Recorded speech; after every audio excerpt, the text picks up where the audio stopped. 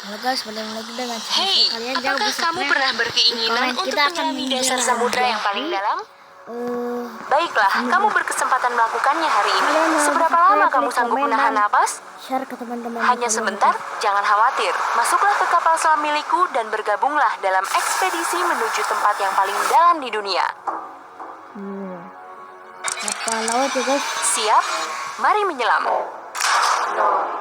Sekarang kita berada di bawah permukaan laut. Kamu bisa melihat kehidupan di sini. Terdapat berbagai jenis ikan dan hewan laut lainnya. Dan, hai, beberapa orang yang sedang berenang melambai ke arah kita. Sayang sekali, kita tidak bisa berlama-lama di sini. Dadah! Pada kedalaman 20 meter, dunia baru mulai terlihat. Terumbu karang di perairan dangkal nan cantik berada tidak jauh dari bibir pantai. Dan hai, kita bertemu orang lagi di sini. Mereka adalah para penyelam. Tekanan air membuat para penyelam harus menggunakan perlengkapan khusus. Pada kedalaman 40 meter, kita harus berpamitan pada para penyelam yang sedang menikmati keindahan bawah laut. Ini adalah kedalaman maksimum yang diperbolehkan bagi mereka. Hati-hati teman-teman, kedalaman 60 meter. Dan ini dia paus orca pertama. Paus-paus ini hidup di perairan yang relatif dangkal. Habitat paus jenis orca ini dapat ditemui hampir di semua laut dan samudra di dunia. Hei, tahukah kamu, pada rantai makanan di ekosistem laut, paus orca adalah predator pada tingkatan teratas. Itu berarti mamalia laut ini tidak punya predator alami, sehingga tidak ada yang dapat memangsanya. Pada kedalaman 70 meter, kita dapat menemukan hiu paus. Spesies ikan terbesar dengan berat mencapai 60 ton, dan jenis hiu ini memiliki umur yang cukup panjang. Menurutku begitu, tapi siapa sangka hiu paus dapat hidup hingga 130 tahun. Coba lihat keluar, jika kamu menemukan seorang penyelam, berarti dia benar-benar profesional. Karena pada kedalaman 100 meter, mereka harus sangat berhati-hati agar tidak mengalami dekompresi. Ini bisa terjadi jika kamu berenang ke permukaan terlalu cepat. Dan jika kamu beruntung, kamu juga akan mendapati gurita Pasifik raksasa. Mereka hidup di perairan dingin dari kedalaman 100 meter hingga 2000 meter. Dan sekarang kita baru saja memasuki bagian gelap samudra. Pada kedalaman 150 meter, hanya 1% cahaya dari permukaan yang dapat mencapai kedalaman ini. Sisanya telah diserap oleh air laut. Semakin dalam, maka akan semakin gelap. Hei, lihat! Pada kedalaman 200 meter, terdapat ikan or raksasa mengelilingi kapal selam yang kita tumpangi. Ini yang sering orang lihat sebagai penampakan ular laut. Ikan ini memang seperti ular. Terkadang ikan or berenang ke permukaan. Ini membuat para pelaut dan perenang ketakutan. Tidak heran, panjangnya dapat mencapai 11 meter. Cukup untuk membuatku gemetar ketakutan. Baiklah, sekarang kita berada di kedalaman 300 meter. Dan, tunggu, makhluk apa itu? Besar, ceking, dan bergerak aneh di luar sana? Oh, aku tahu, itu kepiting laba-laba Jepang. Kamu pasti bingung, kenapa disebut laba-laba? Begini, coba lihat kaki-kakinya. Kamu pasti langsung mengangguk setuju. Omong-omong, mereka hampir tidak memiliki anggota tubuh apapun, selain sejumlah kaki. Tubuh kepiting jenis ini biasanya hanya berukuran 0,5 meter.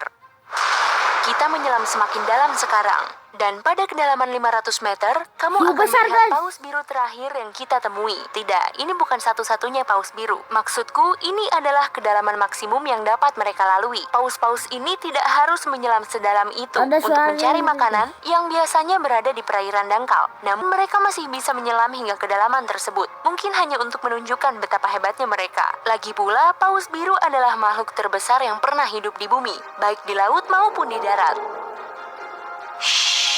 Kamu dengar itu? Suara tersebut berasal dari paus sirip yang sedang berkomunikasi dengan paus sirip lain yang berjarak beberapa mil. Mereka bisa melakukan hal ini berkat SOFAR atau Deep Sea Channel. Paus sirip mulai berkomunikasi pada kedalaman 600 meter. Terkadang di kedalaman berbeda. Pada lapisan air ini, kecepatan suara berada pada titik terendah, sehingga gelombang suara dapat merambat hingga bermil-mil sebelum menghilang.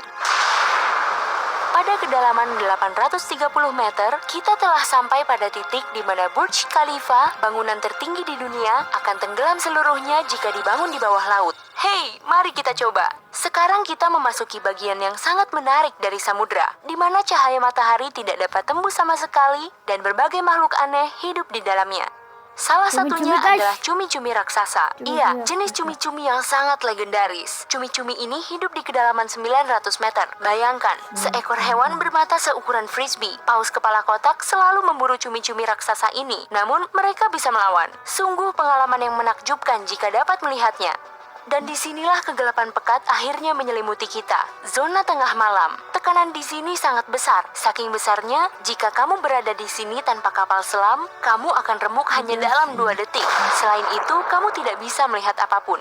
Bukan ide yang bagus. Omong-omong, pada kedalaman 1100 meter, terdapat West Mara, salah satu gunung api terdalam di dunia. Erupsi Kalau terakhir West itu, Mara guys, terjadi gunung pada tahun berapi yang 2009. meledak, Dan peristiwa dapat ini tsunami, berhasil guys, didokumentasikan oleh kapal selam tanpa awak. Ke bawah lagi, kita dapat menyaksikan hiu putih raksasa yang sangat ganas. Predator terganas ini Tuh, merasa nyaman berada di keturunan kedalaman Megalodon, tersebut. guys. Penglihatan hiu putih agak buruk. Mereka bergerak mengandalkan penciuman. Jadi mereka tidak memerlukan cahaya matahari untuk mencari mangsa. Aku tidak melihatmu, tapi tetap bisa memangsamu. Selain itu, penyu belimbing, penyu terbesar di dunia ini menyelam pada kedalaman tersebut. Aku curiga apakah mereka menyelam sedalam itu untuk menggoda hiu putih raksasa. Lihat jaring-jaring raksasa itu berarti kita sekarang berada di kedalaman 1500 meter di mana metode menjaring semuanya digunakan. Jaring-jaring tersebut akan diseret sepanjang dasar laut dan menangkap apapun yang bisa ditangkap. Coba renungkan betapa hal ini sangat merugikan kehidupan bawah laut. Pada kedalaman 1830 meter, jika kita sedang berada di Grand Canyon, ini adalah titik terendahnya. Bayangkan seluruh ceruknya terisi penuh dengan air. Dengan begitu, kamu akan mendapat gambaran yang sempurna. Sekarang, jika kita sangat berhati-hati, kita bisa menyaksikan ikan naga hitam di kedalaman 2000 meter. Makhluk menyeramkan yang hidup di bagian samudera yang dalam dan gelap. Dan percayalah, lebih baik pergi dari sini. Ikan itu terlihat seperti sesuatu di film horor, dan kuharap dia tidak pernah melintas di depanku. Pada kedalaman 2250 meter, kita akan berpisah dengan paus kepala kotak. Ini adalah kedalaman maksimum yang mampu mereka lalui. Dan sejujurnya, hiu-hiu itu tidak punya urusan di tempat ini. Mungkin mereka berburu ikan naga hitam, tentu saja. Atau jangan-jangan mereka malah diburu? Tidak mungkin. Paus kepala kotak terlalu besar. Panjangnya dapat mencapai 19 meter. Ini membuatnya menjadi paus bergigi terbesar di dunia. Tidak banyak makhluk yang dapat melawannya. Syukurlah kapal selam kita memiliki lampu sorot yang kuat. Tanpa lampu sorot ini, kita tidak akan bisa menikmati kecantikan terumbu karang laut dalam yang menakjubkan yang terletak di kedalaman 3000 meter. Terumbu karang ini dapat ditemui di seluruh samudera. Sayangnya, terumbu karang yang cantik ini tidak dapat dilihat tanpa peralatan selam khusus laut dalam. Baiklah, jauh lebih dalam lagi, 3.700 meter di bawah permukaan laut, kita mencapai kedalaman rata-rata samudera di dunia. Mulai sekarang, ekspedisi ke kedalaman yang sesungguhnya dimulai. Dasar laut secara umum telah kita lalui. Sekarang waktunya mempelajari zona abisal. Aku tidak akan mengatakan jangan takut, karena makhluk-makhluk laut dalam yang paling mengerikan hidup di sini, di bawah zona tengah malam. Bukan cuma itu, tekanan di batas teratas zona abisal, yaitu 4000 meter, terasa seperti seluruh resimen gajah menginjakmu. Kamu bahkan tidak akan sempat merasakannya. Pada kedalaman 4500 meter, monster paling mengerikan di dalam mimpi burukmu muncul. Misalnya, ikan sungut yang siap menghantui siapapun. Giginya yang panjang dan bengkok dengan antena di kepalanya yang dapat menarik perhatian mangsa sudah cukup membuat orang yang paling berani sekalipun merasa takut. Atau mungkin yang lebih menyeramkan, makhluk yang disebut ikan berperut monster. Ikan ini seperti monster belut dan memiliki perut yang sangat elastis. Ikan berperut monster dapat menelan mangsa yang berukuran 2 kali lebih besar darinya. Bagaimana denganmu? Kalau aku lebih baik mematikan lampu dan tidak melihat apapun di kedalaman samudera ini. Apa? Kamu ingin melihat semuanya? Baiklah jika kamu memaksa.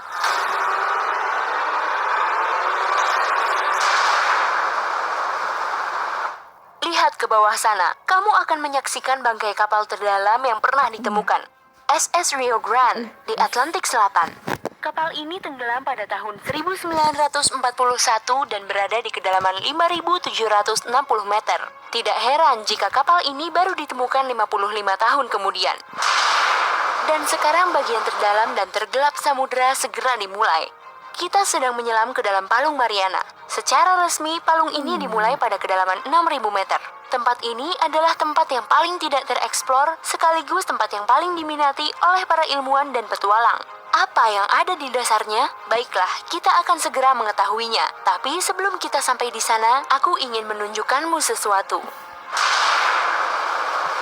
Misalnya, ikan paling dalam yang pernah ditemukan. Ikan ini disebut snailfish dan hidup di kedalaman 7.900 meter. Tubuhnya transparan, jadi kamu benar-benar bisa melihat bagian dalam tubuhnya melalui kulitnya. Ya, sejujurnya aku senang kita tidak mematikan lampu. Selain itu, ikan kecil ini terlalu imut menjadi hewan yang kebal terhadap tekanan sebesar itu. Jauh lebih dalam lagi, kamu tidak akan menemukan jenis ikan atau hewan bertulang belakang apapun. Tekanan di bawah sini terlalu besar untuk hewan seperti itu. Namun, ada beberapa jenis udang dan hewan tak bertulang belakang, belum termasuk mikroba yang dapat hidup di bagian terdalam samudera. Dan bagian ini disebut kedalaman Challenger. Ini adalah dasar palung Mariana dan kedalamannya 10.927 meter. Iya, kita telah tiba di dasar bumi. Hanya sedikit orang yang pernah ke sini dan sangat sedikit pengetahuan mengenai tempat ini. Tetapi para ilmuwan tidak akan berhenti mencari. Dan semoga sebentar lagi kita akan menyingkap rahasia di dalam palung Mariana. Hey, jika kamu belajar hal baru hari ini, klik tombol suka di video ini.